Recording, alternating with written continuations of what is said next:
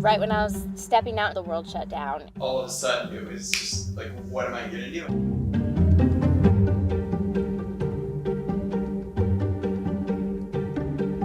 They're working hard, they're working multiple jobs, they want health insurance, they want to own a house in the future. It's all the things that everybody wants and every generation has ever wanted.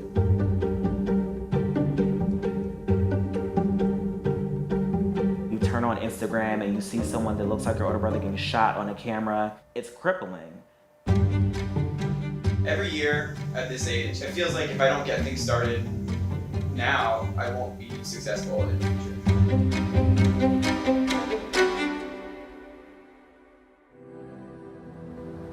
May the souls of black folk living and rested be lifted and liberated through love and light always.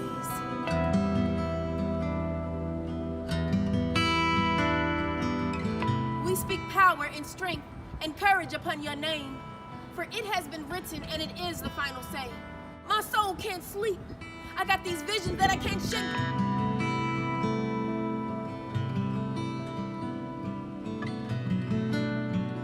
Here's the problem with trying to change broken, oppressive systems.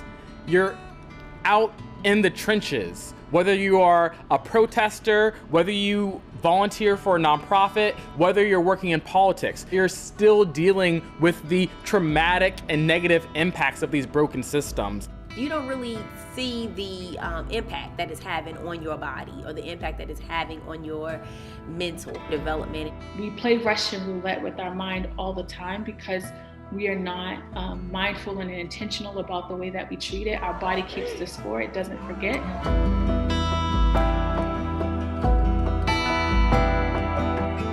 The effects is not always direct. It's not like if I cut my hand, I'm bleeding, and I see it immediately.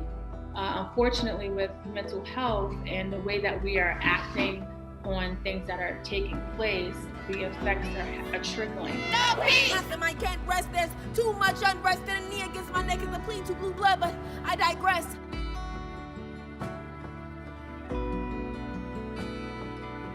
The world doesn't see, I don't think, like the manic side of it, like where you're in your head, your mind's moving like 1,000 minutes per second, you know? It's just constantly going. When you're out there on the streets, you don't feel protected. We're living in a time in our country where a fellow citizen might kill you for what you believe, and might kill you for trying to engage, for trying to use your First Amendment right to have a discourse about what's best for this country. I'll march in the streets and fight to the death of me.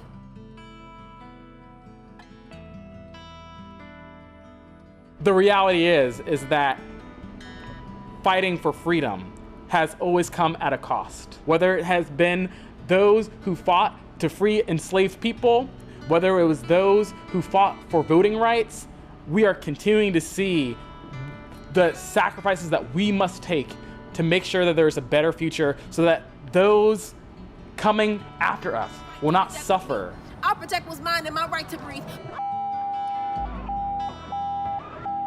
I'm like, do I need to be prepared for whatever? Just have to be constantly aware and protective of myself and of my family. And it does cause anxiety. It causes PTSD. It causes depression. When I get home, it's even worse because like I'm not actively out doing anything. There's going to be moments where if you're trying to create peace, you're going to feel guilty because you know there's a struggle going on. This is crazy. How many times we repeat history? A cycle of dysfunction manifesting generationally.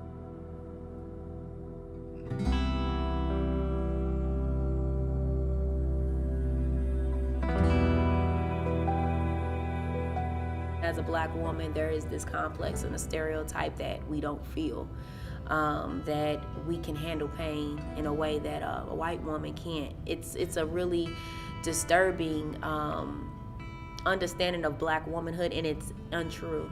You know, we are human beings. We feel, we hurt, we feel pain, and we feel love too.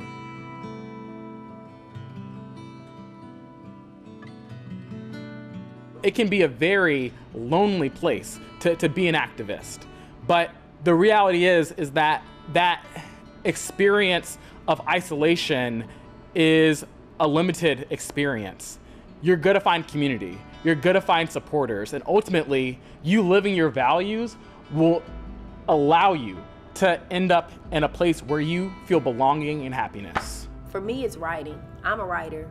I do stay busy in a lot of different avenues of the protest. But for me, it's just writing.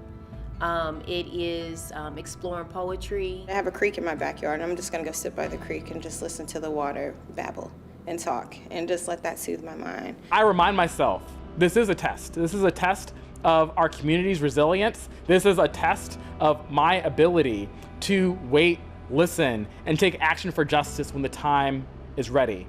And so that is my calling. Despite the stress, we have to know what is worth it. That's how we win this fight, is by taking care of ourselves first. Have grace with yourself. You're human. You're not gonna always be consistent, and just take it one day at a time, but always keep your goal in front of you, and that's how you get the work done. Turn anger into action.